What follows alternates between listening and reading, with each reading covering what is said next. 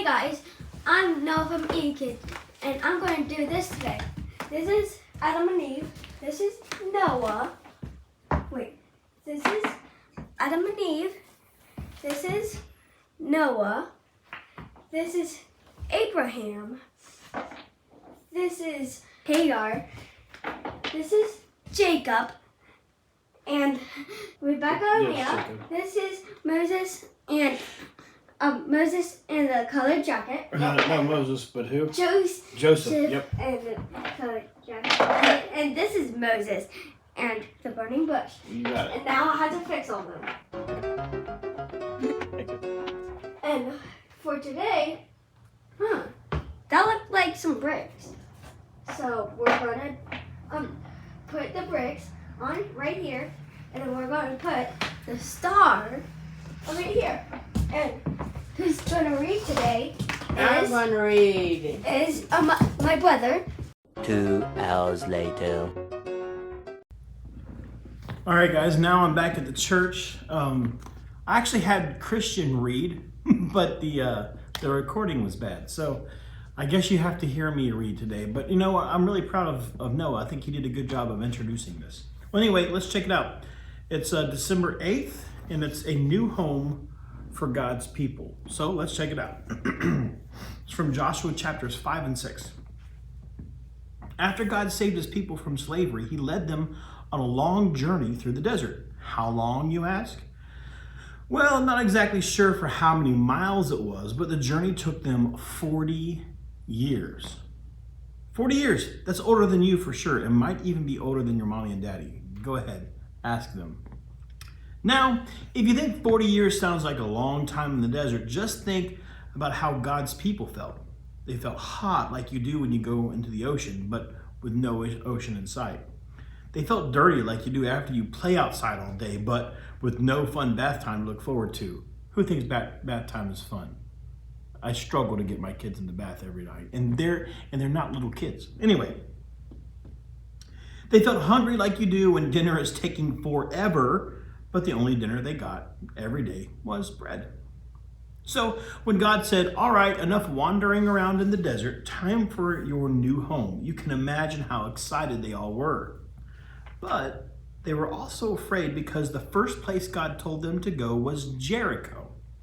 Jericho was the biggest city any of them had ever seen, with walls so high it looked like they reached right up to the sky.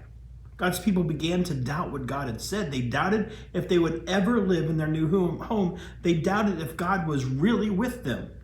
God's people asked their new leader Joshua what to do. Joshua had taken over after Moses died, and he seemed to know a lot about battles. If anyone knew how to knock down big walls, Joshua did.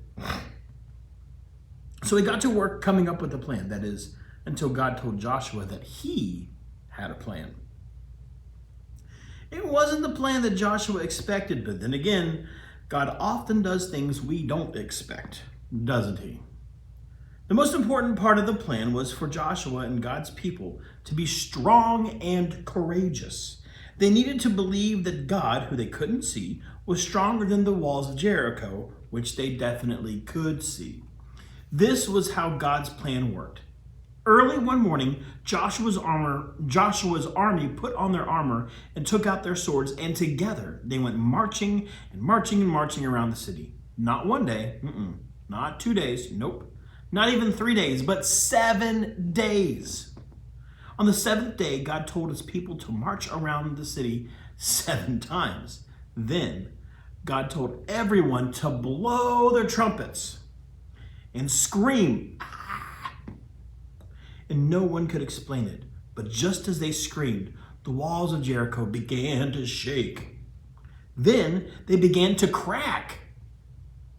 Then they all fell to pieces. The strong walls of Jericho weren't strong anymore. They weren't even walls.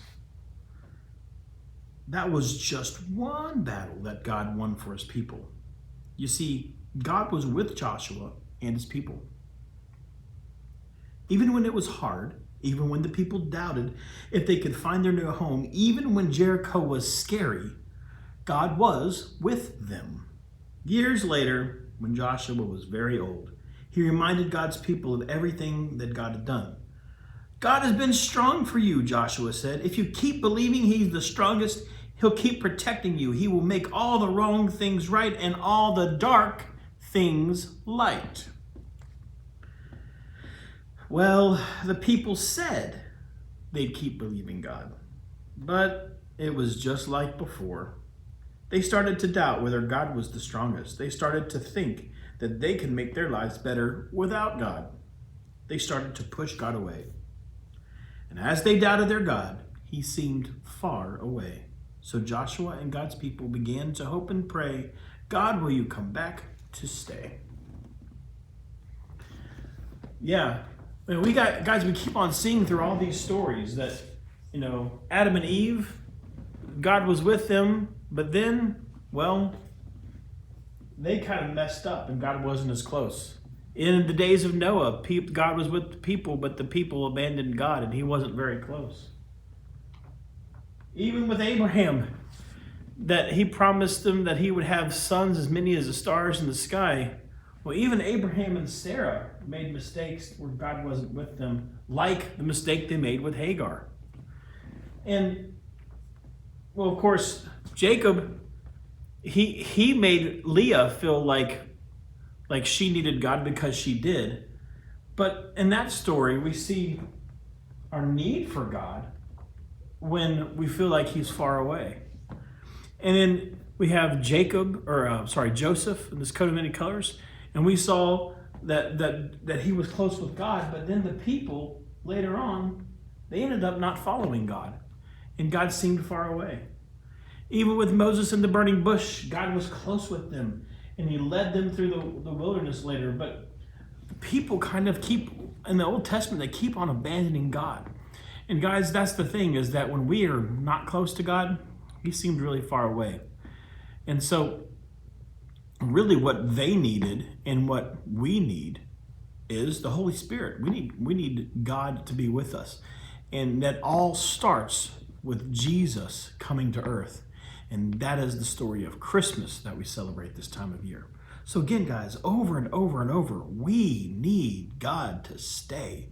And that's what Christmas is all about. All right, guys, love you. See you tomorrow.